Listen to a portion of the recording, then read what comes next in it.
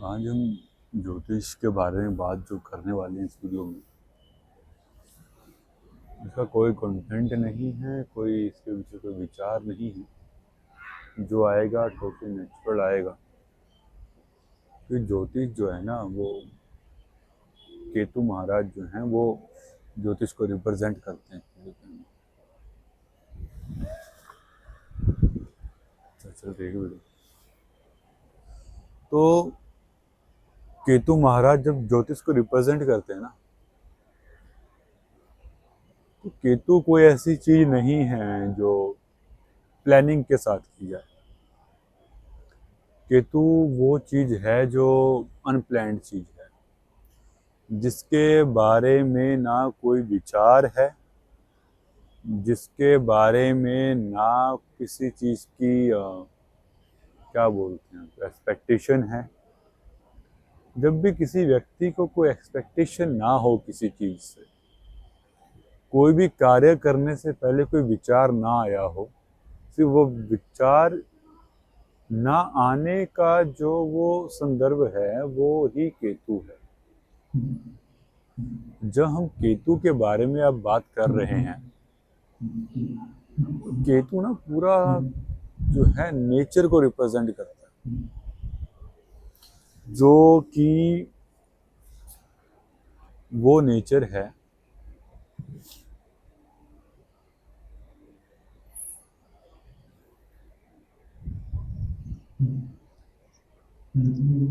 जो सिर्फ देने आया है। केतु उस नेचर को रिप्रेजेंट करता है जो सिर्फ देने आया है। ये गंगा जी के किनारे हम बैठे हैं यहाँ पे आज।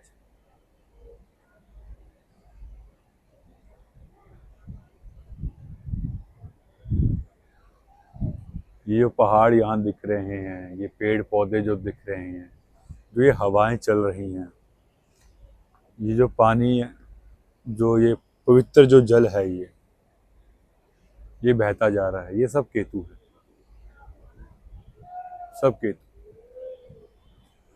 किसी भी व्यक्ति के चार्ट के अंदर अगर केतु चंद्रमा का कोई कॉम्बिनेशन है, मंगल चंद्रमा का कोई कॉम्बिनेशन है, राहु चंद्रमा का कोई कॉम्बिनेशन बन रहा है, तो उसके लिए ऋषिकेश से बेहतर कोई जगह नहीं है इन तीन कॉम्बिनेशन को बैलेंस करने के लिए। क्योंकि जब हम केतु की बात करते हैं तो केतु चंद्रमा के साथ बैठकर ना अपने इमोशंस जो है वो इतने ज्यादा रिलीज करता है कि सामने वाला जो है उसकी उस इमोशंस के कारण डैमेज होना शुरू हो जाता है। अब आप सोच रहे होंगे, अरे यार ये तो कुछ अलग ही सुनने को मिल गया। हमने तो आज तक ये सुना था कि राहु मून वाले अपने इमोशंस को बहाते हैं, कि राहु मून वाले कभी भी ना अपने इमोशंस को नहीं बहाते। राहु मून वाले हमेशा दूसरों के इमोशंस को बहाते हैं।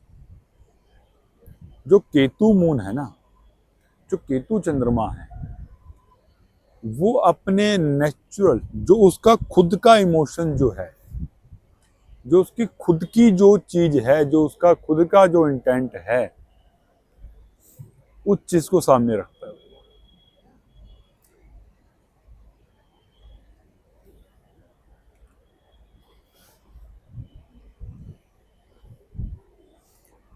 केतु मून वाला व्यक्ति जो है वो तभी परेशान रहता है जब वो केतु ना होकर राहु बनता है। फिर राहु को जब आप देखते हो तो राहु जो है ना ऑब्जर्वेशन, किसी भी चीज को अपने अंदर ऑब्जर्व कर लेना, वो राहु है।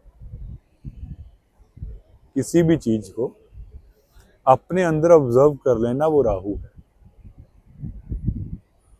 अब राहु चंद्रमा के साथ बैठा है तो ये व्यक्ति ऐसा हो गया कुछ कि अगर सामने कोई इसके व्यक्ति आया है, उसके बोले ना बोले, उसके जो सबकॉन्शियस माइंड में जो उसके इमोशंस हैं, जो कि सबकॉन्शियस माइंड में जो उसके इमोशंस हैं, वो अपने आप ही ये ऑब्जर्व करना शुरू कर देगा। तो क्योंकि केतु मून वाले को इतना परेशान नहीं देखो जितना राहु मून वाले को। केतु मून की परेशानी वही है कि वो राहु बनना चाह रहा है। जब केतु मून वाला व्यक्ति केतु बनना चाहेगा ना, जो वो कोई भी इमोशन से अटैच होना बंद कर देगा। केतु मून वाला व्यक्ति किसी भी इमोशन से अटैच होना बंद कर देगा। उसका केतु मून कॉम्बिनेशन अपने आप ही बैलेंस हो जाएगा।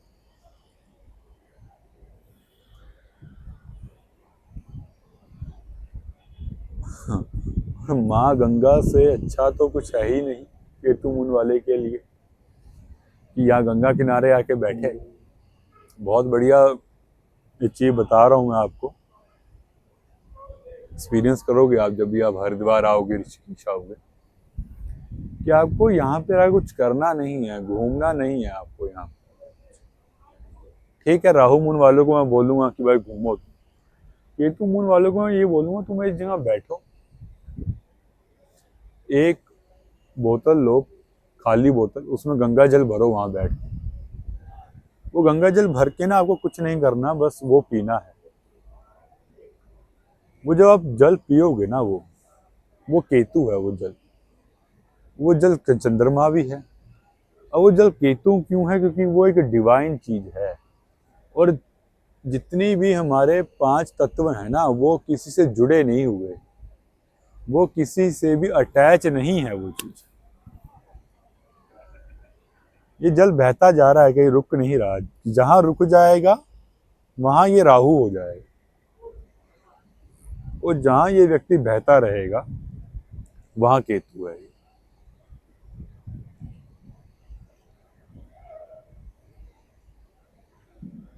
केतु मून वाले की सबसे बड़ी पीड़ा ही यही है कि वो एक इमोशंस पे स्टक हो जाते हैं। जबकि वो एक इमोशन जो है उसको दूर करना, उससे अटैच ना होना, ये केतु मून कॉम्बिनेशन आपके चार्ट में बताता है। देख, कोई भी कॉम्बिनेशन ऐसा नहीं है कि लाइक आप बैलेंस ना कर पाओ। ठीक है कि आपको वो आपका प्रारब्ध है, आप कुछ संचित कर्म अपने साथ लेके आए हो कि आपको वो फेस करना पड़ेगा।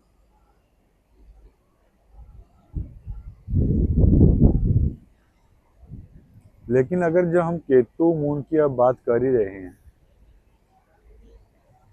तो चंद्रमा ना आपका मनस है, सब कॉन्शियस माइंड है आपका।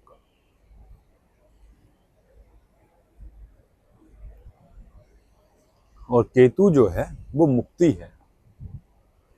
आपके मनस में जितने भी विचार चल रहे हैं उनसे मुक्ति का कॉम्बिनेशन है ये केतु।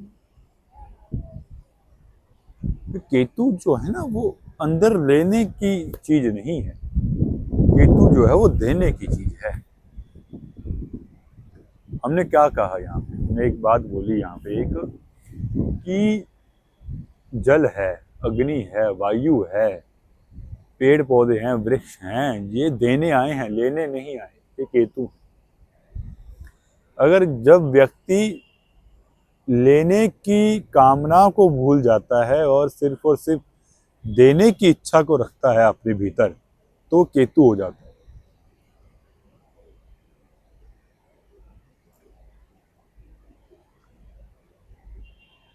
जब व्यक्ति अपने अंदर इमोशंस भरने शुरू कर देता है ना, कि मेरे बच्चे का क्या होगा,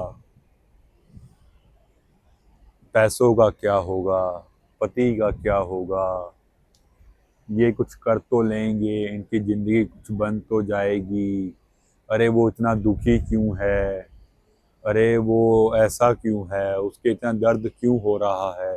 दूसरों के इमोशंस को जब वो अंदर भरना शुरू कर देते हैं, दूसरों के इमोशंस को जब वो जुड़ना शुरू कर देते हैं दूसरों को इमोशंस के साथ, तब केतु मून वाला परेशानी में आता है। केतु मून वाले के लिए कोई ये नहीं है कि आप कोई दान करना है, कुछ करना। केतु ना इंटेंट है आपका। कोई भी कार्य करने का पीछे का ना एक मोटिव होता है, इंसान का एक इंटेंट होता है। जब वो इंटेंशन प्योर हो जाता है तो वो केतु बन जाता है। जब वही इंटेंशन जो है इम्प्योर हो जाता है, कोई ना कोई कामना अपने अंदर रखता है, सामने वाले कोई ना कोई एक्सपेक्टेशन रखता है, तो वो राहु हो जाता है। केतु और राहु में ना बहुत ही एक थिन लाइन जो बोलते हैं वो है। और हम मून की ही क्यों बात कर रहे हैं? यहाँ हवाएं इतनी चल रही है, यहाँ पे ये स्टैंड अपने आप हिलने लग गया। अब मून की क्यों हम बात कर रहे हैं? कि चंद्रमा एक ऐसा प्लेनेट है ना जो आपके सुख दुख जितने भी हैं वो इमोशंस हैं। आप व्यक्ति बहुत ज़्यादा खुश हो रहा है, बहुत ज़्यादा दुखी हो रहा है, बहुत ज़्यादा उसके अंदर एक्साइटमेंट आ रही है। जब ये सभी इमोशंस को वो अपने भीतर भरना शुरू कर देता है और रिलीज नहीं करता, केतु का काम जो है रिलीज करना है। केतु का जो काम है वो रिलीज करना है। तो जब व्यक्ति बंधना शुरू कर देता है तो वो केतु को नेगेटिव कर लेता है अपने चार्ट में।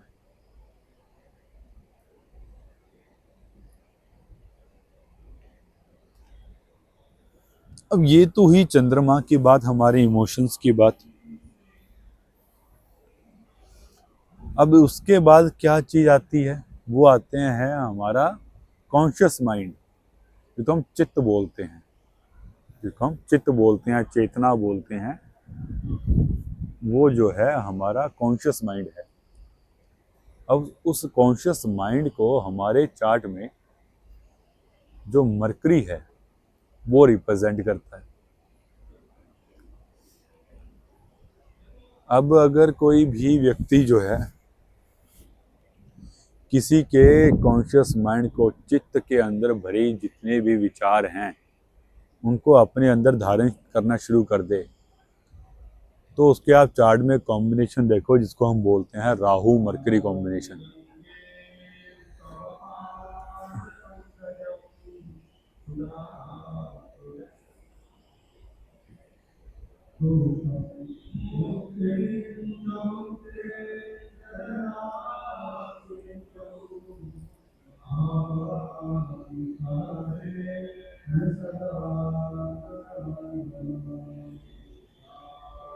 जो पीछे मंत्र चल रहे हैं यहाँ पे, ये जो मंत्र चल रहे हैं ना, ये आपके कॉन्शियस माइंड को कॉस्मिक एनर्जीज के साथ जुड़ने का एक रास्ता है। हम जब यहाँ पे मरकरी केतु की बात कर रहे हैं तो मंत्रों का जाप शुरू हो गया है। यहाँ पे डिवाइन मंत्रों का जब जाप हो रहा है तो आपके कॉन्शियस माइंड को जो है उस परमात्मा से, उस कॉस्मिक एनर्जी से अलाइन करने का एक रास्ता है। अगर किसी का भी राहु मरकरी है, केतु मरकरी है, तो ये सबसे अच्छी रेमेडी है जो पीछे मंत्र चल रहे हैं। आपके मनस में ना एक दिन में 60,000 विचार आते हैं, 60,000 विचार। और हमें इतनी क्षमता नहीं है कि हम अपने दम पर, गुरुजी बोलते हैं कि भाई जब तुम दूसरों के विचारों को लेकर अपने अंदर भर लेते हो, उनको अपने से दूर नहीं करते। जब तुम्हारा जो ऑरा है, जो तुम्हारी एनर्जीज हैं वो बहुत वीक हैं और राहु मरकरी है, तो तुम दूसरों के विचार भी लोगे। राहु मरकरी चंद्रमा है, दूसरों के मन का जो भाव है, जो उसकी इमोशंस है, वो भी अपने अंदर भरोगे और दुखी वो नहीं तुम हो जाओगे। वो तो अपने सारे विचार तुमको देके चला गया, तुमने अपने अंदर भर लिए। अगर तुम्हें लगता है ना ये लोग आपको तो कैसे मिलेंगे, कि भाई मेरे पास लोग आते हैं और ना डिटॉक्स होके चले जाते हैं। और मैं ना सबके इमोशंस को अपने अंदर भर लेता हूँ और सामने वाला मुक्त हो जाता है।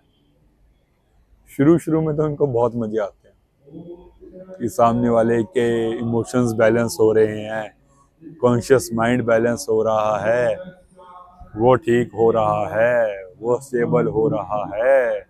ये ना राहु वाला व्यक्ति बोलता हुआ दिखाई देगा, लेकिन जब उसके विचार जो हैं एक समय पे आके, क्योंकि क्या है ना, ये नेगेटिव विचार हैं सब, तो दूसरे के इमोशंस हैं, दुख दर्द हैं, अपने अंदर ही भरते रहोगे ना, तो आपकी बॉडी में पॉजिटिव नहीं नेगेटिव ऊर्जा क्रिएट हो रही है।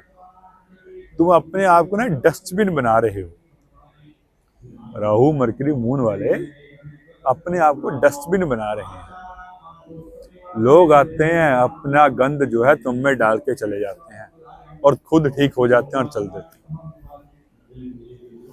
जब तक आप अवेयर नहीं होते ना इस चीज के प्रति कि जो उनके विचार हैं अपने अंदर भरने नहीं, या जो उनका गंद है, जो उनके इमोशंस हैं, नेगेटिव इमोशंस जो हैं, वो अपने अंदर भरना नहीं है।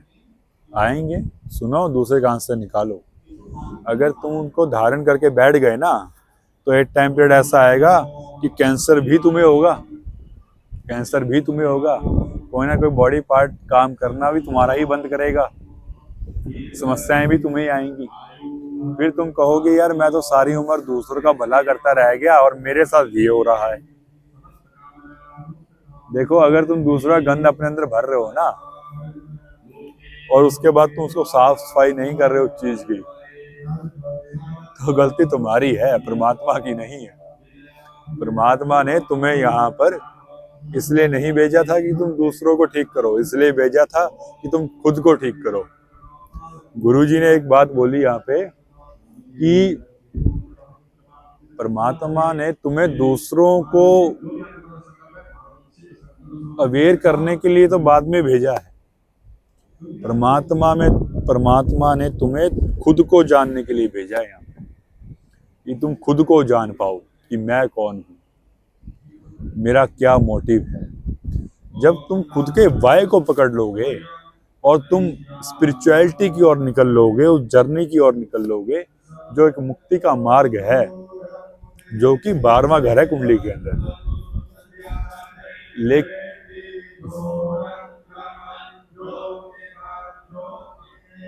मंत्रों की ध्वनि को सुनो, आप भी डिटॉक्स हो जाओगे थोड़ा, हम भी सुनते हैं।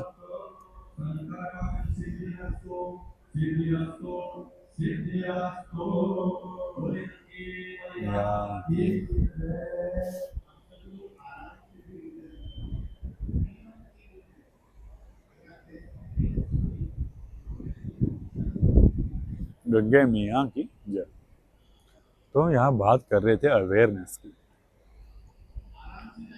तो जब व्यक्ति ये समझता है कि मैं दूसरों के भावों को समझने आया हूँ, मैं दूसरों को अवेयर करने आया हूँ, मैं दूसरों को ठीक करने आया हूँ, सबसे बड़ी गलती उसकी वही होती है। जबकि परमात्मा ने उसे खुद को ठीक करने के लिए भेजा है, खुद को अलाइन करने के लिए भेजा है। गुरुजी ने कह रहे कि अगर तुम खुद एनलाइटमेंट की ओर चल दोगे, अब तुम खुद को जान जाओगे ना, तो समाज का भला अपने आप हो जाएगा। जो एक वृक्ष होता है ना, पेड़ होता है, गांव के अंदर एक वृक्ष है, बहुत हरा भरा वृक्ष है, छाया दे रहा है, हवा दे रहा है, फल दे रहा है, पंछियों को रहने के लिए जगह दे रहा है, वो सब दे रहा है। क्यों वो हरा भरा है? क्यों कि वो किसी नेगेटिव ऊर्जाओं को नहीं ले रहा, उसने खुद की जड़ों को मजबूत कर लिया, उसने खुद की जड़ों को मजबूत कर लिया और खुद हरा भरा है, तो सबको कुछ दे पा रहा है।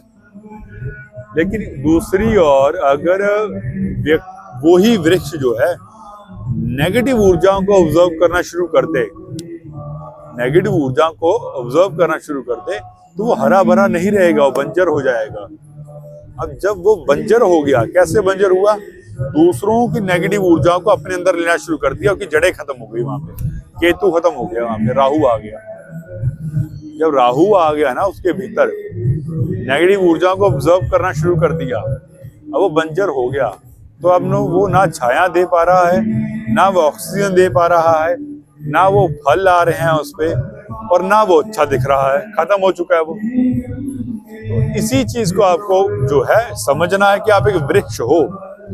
जितना आप खुद पे काम करोगे, खुद को इम्प्रूव करोगे, उतने ही अच्छी आप लोगों को फल दे पाओगे।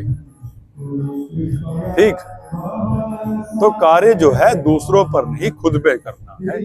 तुम खुद अलाइन हो जाओ, दूसरों का कल्याण अपने आप हो जाएगा।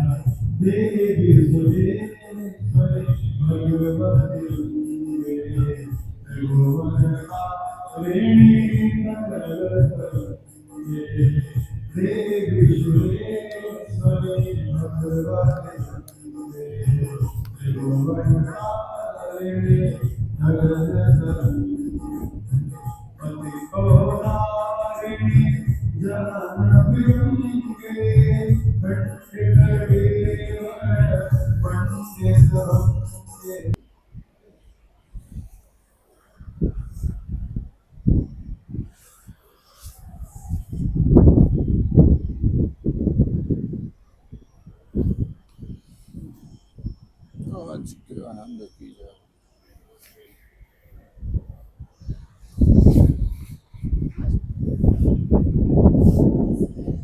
ये तो हमारी वो बात, यहाँ पे मैंने ना आपको राहु और केतु के बारे में ना एक जो सूत्र दिया है बातों ही बातों में, अगर आप उस सूत्र को पकड़ गए ना तो राहु और केतु को समझ जाओगे बिल्कुल जो किस तरह से काम कर रहे हैं। लेकिन अगर राहु केतु के सूत्रों को आप पकड़ नहीं पा रहे हो, उनको समझ नहीं पा रहे हो, तो सबसे ज्यादा जो परेशानी जो आपको ग्रह देंगे तो ये दो ग्रह ही देंगे आपको। अब क्या है यहाँ पर कि हम उन ज्योतिष के चीजों की बात करते हैं, ज्योतिष में उन चीजों की बात करते हैं जो मोस्टली ज्योतिष करते हैं, वो भी जो पढ़ रहे हैं उनके लिए भी है, जो पढ़ चुके हैं उनके लिए भी ये है कि ज्योतिष जो है ना तो पढ़ने का विषय है, ना पढ़ाने का विषय है। ज्योतिष जो है वो रिसर्च का विषय है, खोज का विषय है। ज्योतिष के अंदर आप कितने ज्यादा गहराइयों में जा सकते हो, वो ज्योतिष है। जितनी ज्यादा गहराइयों में आप ज्योतिष के जाओगे, जितना ज्यादा रिसर्च आप ज्योतिष में करोगे, उतने ही अच्छा आपको ज्ञान जो है ज्योतिष के प्रति आने वाला जो अवेयरनेस जो है वो आपको मिलेगा। क्योंकि ज्योतिष चतुर्थ भाव से नहीं आता। अगर हम केपी की बात करें, केपी ज्योतिष की, तो चतुर्थ भाव जो है वो पढ़ने पढ़ाने का है, भाव है। प्राचीन ज्योतिष की बात करें तो पंचम भाव है लर्निंग्स का, और 9th हाउस भी ज्ञान का है और पढ़ाने का विषय है, काउंसलिंग का विषय है। तो ज्योतिष जो ना तो चतुर्थ भाव से आ रहा है ना पंचम भाव से आ रहा है, ज्योतिष जो आ रहा है वो 8th हाउस से आ रहा है। लेकिन अगर आप ज्योतिष के गहराइयों में जाते हो, उसको समझते हो, तो आपको इस चीज का भी पता भेद मालूम पड़ेगा कि आपके कुंडली के अनुसार आपको ज्योतिष जो है पंचम भाव के साथ यूज करना है या 9th हाउस के साथ यूज करना है। इन दोनों में अंतर क्या है? इन दोनों में समझने का अंतर है थोड़ा। पंचम भाव जो है वो सॉल्यूशंस का है, वो किसी भी चीज के प्रति या किसी भी चीज के माध्यम से जो आपको सोल्यूशन मिलता है वो पंचम भाव से मिलता है। चाहे वो किसी चीज का भी सोल्यूशन मिल रहा हो आपको, लेकिन अगर आपको किसी को गाइड करना है, गाइडेंस देनी है, दोनों में अंतर है। गाइडेंस जो है वो 9th हाउस से मिलेगी आपको। पंचम भाव जो है वो आपको रेमेडीज बताएगा कि आपको उपाय क्या करना है। अगर किसी की कुंडली के अंदर पंचम भाव एक्टिव है, क्या बहुत ही अच्छी स्थिति में है, उसको अच्छे अंश मिले हुए हैं, अच्छे पॉइंट्स मिले हुए हैं, तो उसका रेमेडीज बड़ी काम करेंगे उस व्यक्ति की। अगर वो किसी व्यक्ति को ऐसे पानी की बोतल उठा के दे देना कि भाई तूने डेली ये पानी पीना है, वो पानी भी उसके लिए अमृत का काम करेगा, गंगा जल का काम करेगा। और दूसरी ओर जो है, जो नवा भाव है वो गाइडेंस का है। वो आपको जिंदगी में ये बताएगा कि आपको कौन से पाथ पे चलना है। और पंचम भाव ये बताएगा जिस पाथ पे तुम चल रहे हो, उस पाथ पे आने वाली जितनी भी चीजें हैं अच्छी बुरी, उनको अगर तुमने अपनी आउटर एनर्जी से, बाहरी ऊर्जाओं से अगर तुमने बैलेंस करना, वो कैसे करना पंचम भाव बताएगा। नौवां भाव ना आपको अध्यात्म की ओर, आपकी विजडम और आपके नॉलेज के माध्यम से आपको रास्ता देता है। आप कितने ज्यादा आप सबकॉन्शियसली कॉन्शियसली भगवान से जुड़े हुए हो, चेतना से जुड़े हुए हो, 12वें भाव से जुड़े हुए हो, वहां 9th हाउस आपका अच्छा है। और पंचम भाव अच्छा कब बनता है? जब आपका कॉन्शियस माइंड है, जो आपका चित्त है, आप अपने चित्त से उस समय में जो अच्छा और बुरा है उसको अगर आप समझ लेते हो, मैं क्या बोल रहा हूँ, वर्ड पकड़ना मेरे, आप समझ लेते हो, बुद्धि से समझ लेते हो, कॉन्शियसली समझ लेते हो, पंचम भाव से समझ लेते हो, तो वहां आपकी वो रेमेडीज काम करती। कि हमें पता है कि जैसे आपने देखा होगा कि ज्योतिष में जो अच्छे लेवल पे जो ज्योतिष को समझ रहे हैं, सीख रहे हैं, इनको बहुत टाइम हो चुका है ज्योतिष में, वो मुहूर्त का बहुत अच्छे से यूज करना जानते हैं कि कौन सा होरा चल रहा है, कौन सा लगन उदय हो रहा है, उनके लिए वो लगन कैसे काम कर रहा है, वो बड़े अच्छे यूज करना जानते हैं उस चीज को। और फिर उस समय के अनुसार अपना कोई ना कोई डिसीजन लेते हैं। वो कॉन्शियसली और नॉलेज के साथ, वो पंचम भाव के साथ और 9वें भाव के साथ एक साथ काम कर रहे हैं वो लोग। कि जब व्यक्ति को 9वें भाव की जागृति होती है, जब विजडम की जागृति होती है, तो वो इस जान लेता है कि उसके जितने भी हाउसेस हैं उसके लिए वो कैसे काम कर रहे हैं। यहाँ पे जो है